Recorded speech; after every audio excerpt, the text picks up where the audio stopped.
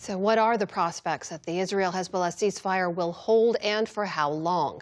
For insights, we turn now to Rob Malley. He was the U.S. Special Envoy for Iran during the Biden administration and was also part of the team that negotiated the 2015 Iran nuclear deal during the Obama administration. He's now a senior fellow at Yale and president emeritus of the International Crisis Group, where he directs their Middle East program. He joins us tonight from Abu Dhabi. Rob, welcome back to the News Hour. Let's just start with that first question here. In your view, how real is the possibility that the fighting in Lebanon, Israel and Hezbollah neither backing off, how real is the possibility it could derail the entire process moving forward? Well, this is a deal that is brimming with ambiguity, with discrepant interpretations, room for discord, nowhere more violently than when it comes to Lebanon. And that's because, in that case, Israel's position is we should have a free hand to take the action that we believe is necessary for our self-defense, for our security, and we're certainly not going to withdraw from southern Lebanon. Iran takes the view that the deal provides for a comprehensive ceasefire, which they interpret as meaning respect for Lebanese sovereignty and therefore an end to the occupation. And the U.S. doesn't really seem to know what it wants other than to scramble repeatedly to salvage the deal. So it probably is the most delicate piece of the deal at this point. And the question is going to be, does the U.S. put enough pressure on Netanyahu? Is Netanyahu prepared to alienate his political base, which is not happy about an imposed ceasefire? And is Iran prepared to turn a blind eye to some violations of the ceasefire so long as they don't cross a threshold? And that's a delicate balancing act we've seen play out today. And I suspect we're going to see it playing out over the days to come. As I mentioned, you're joining us from Abu Dhabi. Tell us how this deal, the news events of the last few days, the framework deal, the details that have come out, the limited now tenuous ceasefire between Israel and Hezbollah, how is all of that resonating in the Gulf region? So I just heard Vice President Vance saying the difference between this deal and the JCPOA is that whereas in 2015, the Gulf countries were apoplectic about the deal, now they're enthusiastic. I'd say that's overstated. It is true that they are much happier today than they were in 2015, but that's not because they love this deal. It's because they wanted an end to this war.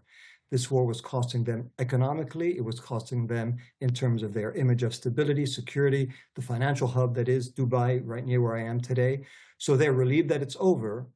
They're quite skeptical that this deal is going to come to fruition in terms of the greater, broader deal that's supposed to occur in 60 days. But at this point, what they want to do is make sure that the fighting doesn't resume and get to negotiations. How do you see this deal and the negotiations moving forward? Because I should point out, when the details first came out, there's a lot of criticism about what Iran got from the deal versus what the U.S. got. You supported the agreement. You said that it was preferable to any of the alternatives on offer, period. Why? Where do you think it leads next? So the first thing, for me, what is the target right now, what is the real object of criticism is the war, not this deal, this memorandum of understanding, which was necessary to end it.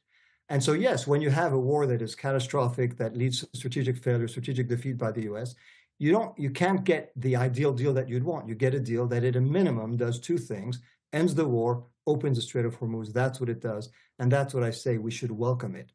By the way, when people say that it surrenders so much for Iran, let's not forget how much Iran has lost as a result of this illegal, unnecessary, unjustified war.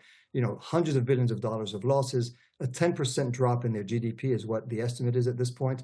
So the benefits they're going to get in terms of some oil sales, perhaps some access to their frozen assets, that's peanuts compared to what they lost.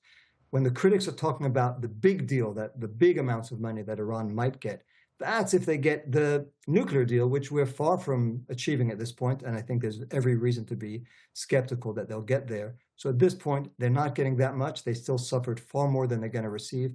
I'm not sure why people should look at that and say that Iran has somehow plundered the U.S. Well, this leads me to what we've heard from Vice President J.D. Vance as well, which is that Iran is somehow economically incentivized to change their behavior. Do you agree with that? I mean, what have you seen from this regime, from Mujtaba Khamenei in particular, that says Iran could change its behavior because of economic incentives? It's a great question. Obviously, there's going to be a debate in Iran in the leadership between those who say, we now have this opportunity, let's make some concessions, not the grand transformation that the Trump administration is talking about, but some serious concessions in order to get genuine economic relief. And others were going to say, we can't trust the United States. They've betrayed us more than once, and this president twice in the last year. We can't trust their promises. We have shown that we have more leverage by closing the Strait of Hormuz than anywhere else. So let's not accept this, and let's not give up our ideological creed for the sake of an unreliable president. So I think there's going to be a debate. My hope is that some economic incentives are going to be enough to get Iran to move from where they are now. I'm not somebody who believes that this is going to happen overnight, that it's going to be a 180-degree transformation. But I do think that what is needed is real economic incentives, with the Gulf countries I'm in right now are prepared to give in exchange for concessions by Iran. So I have less than a minute left. I have to ask the big question here, which is now the 60-day clock has begun. Do you see this leading to some kind of lasting nuclear deal? I think the notion that in 60 days they're going to be able to resolve all of the issues pertaining to sanctions, all of the issues pertaining to the nuclear program is virtually impossible. What I think is possible is either progress that incentivizes both to get an extension, which is contemplated by the deal, or mini deals, small nuclear steps, small sanctions relief, something better than a breakdown, which would lead to resumption of war, closure of the Strait of Hormuz, with all the damage that we've already witnessed. All right. Rob Malley, President Emeritus of the International Crisis Center, joining us tonight from Abu Dhabi. Thank you so much for your time. Thank you.